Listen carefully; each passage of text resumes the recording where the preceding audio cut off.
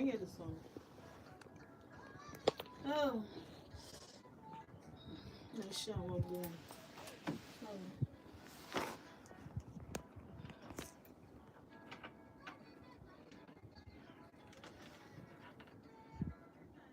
So we're going live on YouTube. I'll send you the link so that you can upload on your status. People who are able to see the link. Maybe if you have someone you can personally send it to. But if you post it on your status so that people can join in while we are live. Okay. Or even after we are live. The link is still the same thing. You want to post the link before we start? Your YouTube.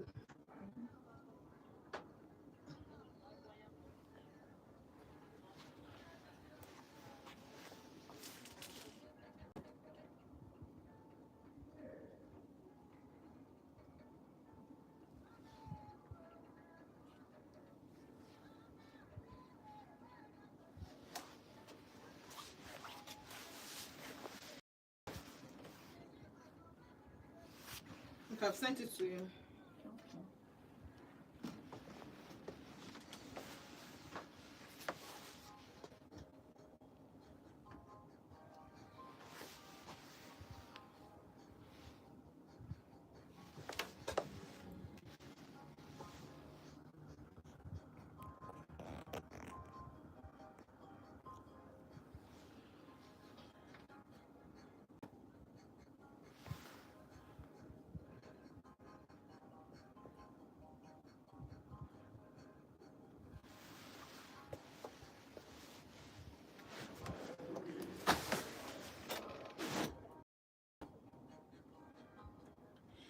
Auntie Chinaza Uchi gonna vote 104.3 FM because we're going to go very musical break. Na nacheta azo na gini me na inwe guest in the house. Nkwadobe no imago message unu.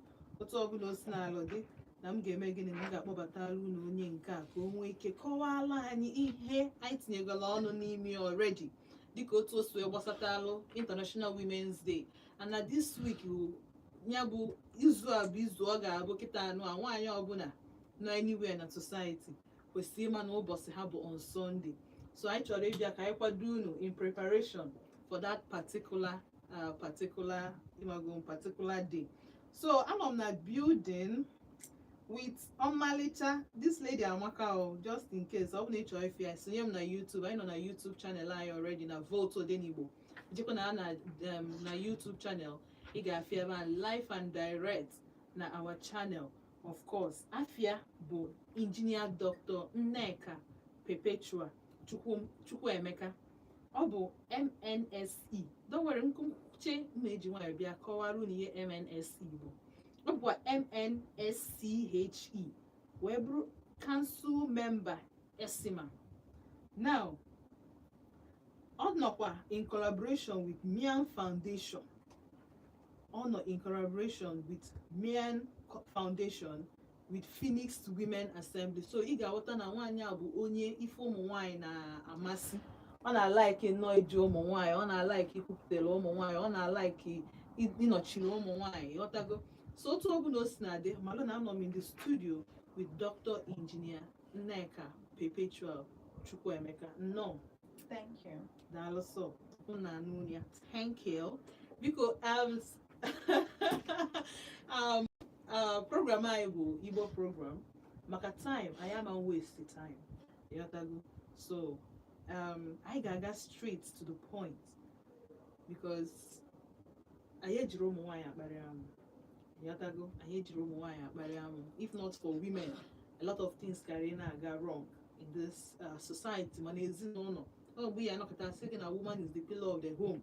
So igosi gị that na ihe ọbụla a na-eme n'ụlọ o shiri ike ọfọzụkwa nke a na-eme n'ilo. So first of all ka anyị kwuo maka the International Women's Day na-abịa on the 8th dịka otu team ya si wee bụrụ gift to gain. So kọwala anyị ihe melu eji wee nyezie si ka enye gift to gain for the team of this year's International Women's Day. Chinazọ daalụ. Daalụ sọ. Ana m ekenego the United Nations ndị chịkọtala uche ha wee sị ka tim anyị na-arụ abụrụ give to gain. Ọ bụ na ị nene ebe eselụ foto ụmụ nwanyị iji gosipụta maka International Women's Day nke ara, ị ga-afụ na asapịla aka ha dobe otu a maka ka ị na-enye bụ ka ị na-analụ. Iwetazie n'ebe ụmụ nwanyị nọ, ịfụ na ọ bụ na ihe ọbụla i nyere nwanyị ọ ga-amọtiplai ya, wepụta elu gị karịa one ahụ i nyere ya. Iwedatagodi ya n'ezinụlọ, ịfụ na ụmụ nwanyị ihe ọbụla enyelụ ha na-adaje weli ya mepụta ife karịa one ahụ esiwenye enyelụ bụ ha. ha. Onye mere o ji dị mkpa na abịa n'ezinụlọ na ụmụ nwoke ga na-akwado nwunye fa, na-enyere ha aka n'ụzọ pụrụ iche, maka na ngwa ngwa ịkwado nwunye gị ọ dị ka onye ji emepere nwunye ya shop ebe ọ ga na-azụ afịa. Ịfụ na nwaanyị a ga na-ewebenete ihe n'ụlọ. Enwere ihe dị iche iche ọ ga na-eme na-asịnara di ya nyetụgodi m ego. Ebe na-ineta onwe ya anya, ọ ga-ebenete ka o si asị nyenu m ego ka ngote nke a, nyenu m ego ka ngote nke ọzọ. Ọ ga-ebido netebe onwe ya anya maka na ịkwụbago nwaanyị ahụ, o bido na-enweta na-enweta ụmụ ihe ụmụaka ga na-eme ide. Ịfụ na nwaanyị a ga na-egi ọma ngwa dị gị ofe akpụ ụkwụ n'ụzọ, ngochalụ nke ga-abụ ụmụaka, ofe akwa ga-aba ha ogochalụ, ofe ebe a na-atọ bel osoro ụmụ anyị bịa gbakọ họrọ nke ga-asa izu ụmụ ya. Maka gịnị? Na ọ dịgo ihe a na-akpọ empowered, basically empowered. So na inyere ụmụ nwanyị aka bụ this give anyị na-ekwu. Give a bụ nyefa, inyefa ha ga-ewepụta n'ezinụlọ, na communities ebe ha nọ, na society. Ọ bụrụ sọsọ ịkwụba nwaanyị ka ọ nwee ihe ọ na-eme. Oge ụfọdụ kwa education na-enyere aka, like ịgaba n'ebe awa teenage girls nọ, idubafa na ụlọ akwụkwọ, ime ka ha nwee access to ya na ndị oyibo na-akpọ skills and acquisitions, ime ka ha nwee access to ihe mmụta dị iche iche, na-enyere awa teenage girls aka ha mụta ihe ha kwesịrị ịmụta, onyere ha aka ha dị nkwadebe. And ọ bụ na nwaanyị dị nkwadebe, nwaanyị ahụ will definitely give back to the society in a way that is not measurable. Okay. All right. So unu anugoni na dịka otu team gain give to gain na agbasapụla aka this time around. Dịka echem na mgbasapụ aka bụ nye m ọpịa reproduce. Yes, fa reproduce, ewepụtazie ihe karịrị ife inye fa ha na-arụ. All right, flying at 0706-048-5853. My phone at 0915-570-8347. A lot of women gas in na differ the stingy, na differ choraka have gani, na differ choraka has soroni and in a society. I am a lundre bido no get where put away sick I poor makia. Macadon we can go on go have you found my head on or for ma.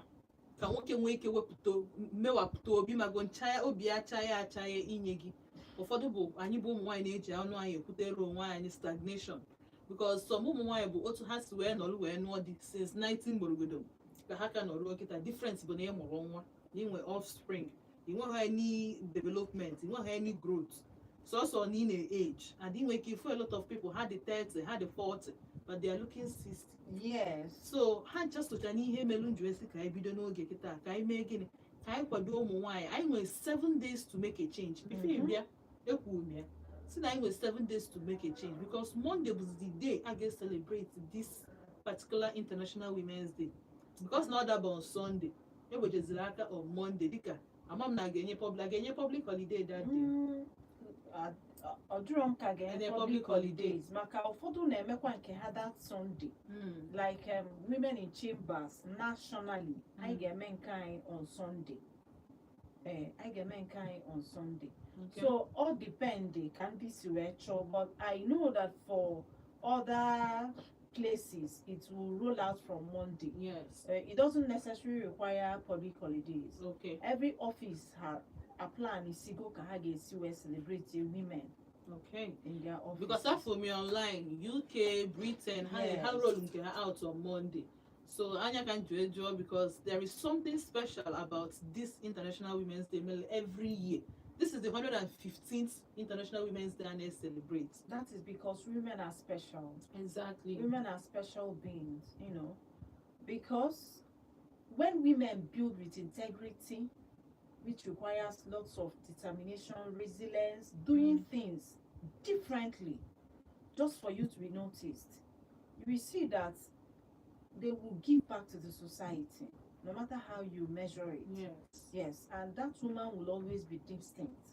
It's only when women begin to na-agba egwu agwara ọgwa eme nka sị na nwaanyị anụ awụ ọkọrọkwa ụdị ụmụ nwaanyị a na-ebutere ụmụ nwaanyị aja afa ha na-ebutere ụmụ nwaanyị dịka ya mgbe ị na-ekwu okwu ise ụfọdụ ụmụ nwaanyị di ha ada enye ọ bụ na di gị ada enye gị stand up when you stand up and you are focused and you are determined, I want to do this. One day, nyebezie di gị. True.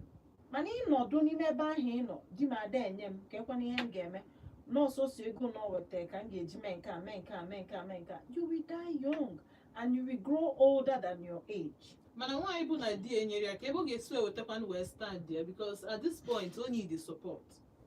Ịma na ọtụtụ oge enwe present in our world today, there are skills you can easily learn.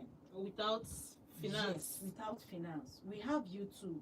Okay. YouTube is there to help us. And literally everybody has access to data. Yes. No matter how little that data can last for you. So the only thing you can do is maybe you develop interest in something. Obugodi bido mobile ngemenwu zobo. On daily basis, things that are edible, you can actually sell them out. So the only thing that is left for you, use your data, banyana YouTube, ask anything into YouTube. Okay, my project, my major require fancha. Yes. Had it online. Oga kuziligi I had the lizigi book with a na pen. It de see ya. Onwero ka ikpọ ofu nwanne gị si abiko that's kenem 10,000 ka happy nye gị maka na ọ ma na o nwere isi enwetakwa ego we asị na nchi bido ihe dị otu a nye kenem onwero ka happy inweta 10,000 and dị nweta 10,000 afọ enwero ka happy iji ya bido ihe dị ka zobo drink no matter how few the bottles are ije gota bonds tinye na ya.